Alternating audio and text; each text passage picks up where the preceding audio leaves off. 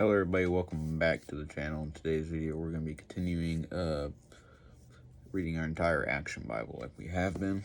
So, let's get into it. This one's going to be called Ruth's Redeemer. And obviously we just finished Samson's story. So now we're going to go ahead and jump into this. This is based on the book of Ruth. Two women live in a foreign land. Naomi, a Jew, and her daughter-in-law Ruth, a Moabite. All the men and their family have died, and they are left penniless and in need. So it was, a woman and her daughter-in-law, and all the men, all the men that had been related to them or in their family, period, have all passed away. And unfortunately, they have been left, broken and broke. And Naomi says, "Leave me, Ruth. I have nothing left. I am old. Your best hope is to find a husband who can take care of you." And Ruth says, "No, you are my mother. Where you go, I will go. Your people will be my people, and your God will be my God. He will take care of us than any husband. Take better care of us than any husband." Which he is very right about that. Jesus Christ is, not saying it's not bad to have a partner, but he is the best, provider there is.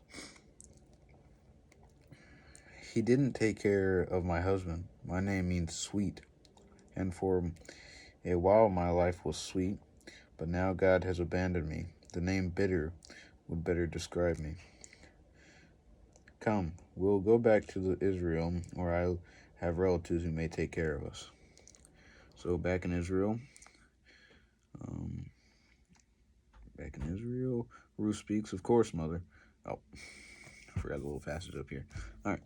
So Naomi says, "There is a law that poor women can go to the fields and pick up any extra grain that workers dropped. I am too old to work in the field all day. Will you go so that we may have food?" And she says, "Of course, mother." Ruth goes to the field owned by Boaz, a distant relative of Naomi's. She works hard there gathering the unused grain. One day, the owner arrives. "How are the best workers in Israel doing?" "The Lord bless you and keep you.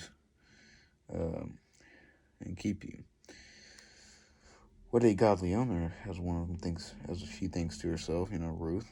And some of the other ones says, "And the Lord be with you," speaking back to him as well.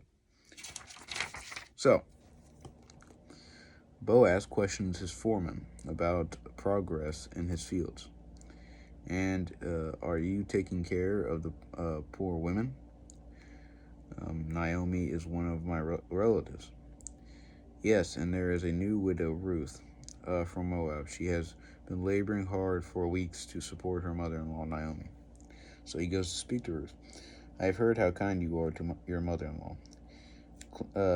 Glean in my fields as much as you like, and may God reward you and protect you." "He does. Thank you for your kindness." At lunchtime, Boaz is impressed with Ruth's face and wit. When the meal is over and Ruth has gone back to work, Boaz speaks, "Drop some grain on purpose for her to pick up. Make sure no harm comes to her. Don't worry, Boaz, she'll be fine, safe, and she'll find all the grain she needs." That evening, "Look at all the grain I got, Naomi. Your God is good to us. When my husband and sons died, I thought God had forgotten me. Now I know how much he loves me because he gave me a daughter-in-law who cares for me like a daughter." And Ruth speaks once more. "I met the owner of the field today. His name is Boaz. He's very kind." "Boaz, he is a relative of my husband's family. God bless him for being kind to you." All through the harvest season, Ruth gleans in Boaz's fields and takes care of Naomi. One evening, Boaz has shown that he is kind to you. As a kinsman, he has the right to marry you.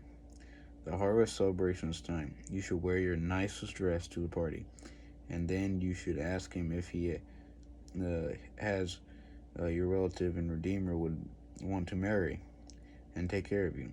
Boaz is a godly man, and I'll do what you tell me. So, now what happens next? So Ruth does everything exactly as Naomi describes, and Boaz notices. Ruth, come. Naomi told me to ask you, since you are a kinsman, would you be my redeemer? Would you marry me? Is there no one to take care of you? No. He says that I will. The news of Ruth and Boaz coming marriage spreads rapidly throughout all Bethlehem. At the wedding, there is feasting, music, and laughter. Are you happy, my dear? Happier than I have ever dreamed I could be.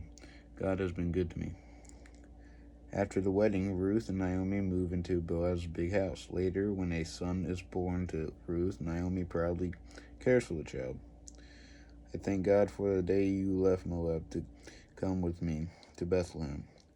He has taken my bitter life and made it sweet again. I thank God too, Naomi. He has made good come out of our sadness. He honored us with a man who honors him, and now I have a beautiful baby. My son is named Obed, which means servant, and my prayer is that Obed will serve God and his people. Ruth's prayer comes true, for her son will become the grandfather of David, Israel's greatest king, who will free his people from their enemies. So it's incredible how all this ties in. So, unfortunately their family has passed, their family, all the men has passed, so they moved, away, and, as things gradually went on and she was collecting grain, she grew closer to Boaz, who was a very godly man. They got married, they had a kid, and this kid ended up being the grandfather of the great David.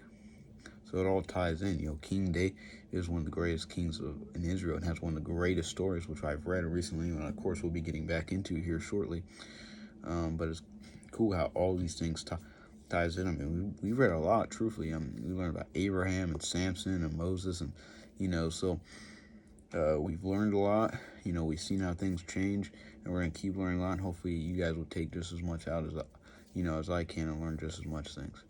God bless. Take it easy. I'll catch you guys tomorrow.